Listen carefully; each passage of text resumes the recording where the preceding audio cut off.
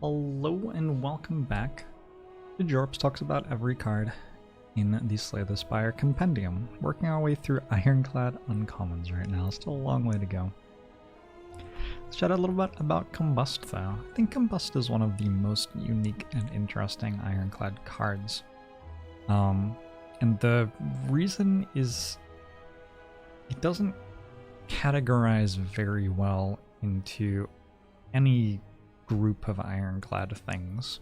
It's self-damage, so it has some very minor synergy with Rupture, which matters at times in runs that you'll play.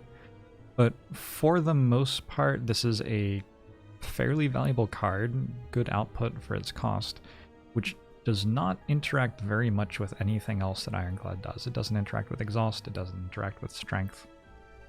And those are the two really big Ironclad things.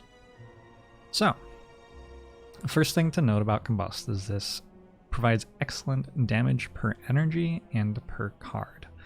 In most fights that Ironclad plays, you're not going to end the fight on turn 1, which means that if you play Combust on turn 1, 2, even 3, it's going to deal more than 5 damage for 1 energy, probably at least 10. If you're looking at an AoE fight and this card procs twice, you're pretty easily thinking about it dealing 30 damage for 1 energy. And it's hard to get 30 damage from 1 energy in Slay the Spire. You don't get that very often. So this card is situationally very, very, very good. If you're looking at a fight like the Slavers fight in Act 2, this card provides a very large amount of damage in a fight that is otherwise very challenging. So, worth having in a situation like that for sure. Note that it deals damage per energy and per card, and it deals damage over time. So this is a card that's at its best in a deck that struggles to have enough energy, struggles to have enough cards, but does have quite a lot of time. I think it's not uncommon for Ironclad decks to be like that. Ironclad, I think, is the character who struggles the most to have enough energy to play all of the things he wants, unless he gets Corruption. And also struggles the most to get a lot of card draw, unless you get like a Dark Embrace going. But Ironclad's a character that's sort of feast or famine with these resources, and especially in the first half of the run, like even if your deck eventually develops into a deck that doesn't worry about energy or card draw anymore, in the first half of the run, you're not there yet. And so when you're thinking about the fights like Sentries or Slavers or Gremlin Leader, or even some of the hallway fights, the Gremlin Gang in Act 1, even the 3 Bird Cultists in Act 2, Combust is going to be an excellent option for all of these things. So, that's cool, but one of the goals in Slay the Spire is to solve your early and mid-game problems in ways that transition gracefully and usefully into solving late-game problems as well. So for example, if you were to solve those fight problems with Whirlwind, another strong Ironclad AoE card, Whirlwind could interact with excess energy generation plus Ice Cream, it could interact with Necronomicon, it could interact with Strength Gain, it could proc Shuriken and Kunai for you, and you could end up with a card that was useful in late game as well. And Combust tends not to do that. The only really big thing it can do is it can combo with Rupture to sort of build a do-it-yourself demon form, which can be okay.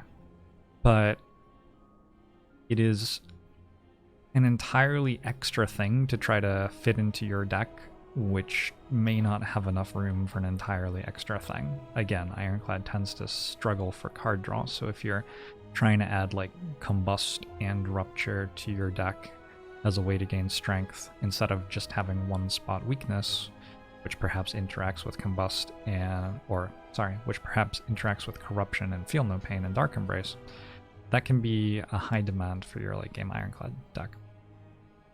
So, overall this is a card which I would recommend taking in the first half of the game if you need help to get through difficult fights at that point in the game, which is often going to be the case.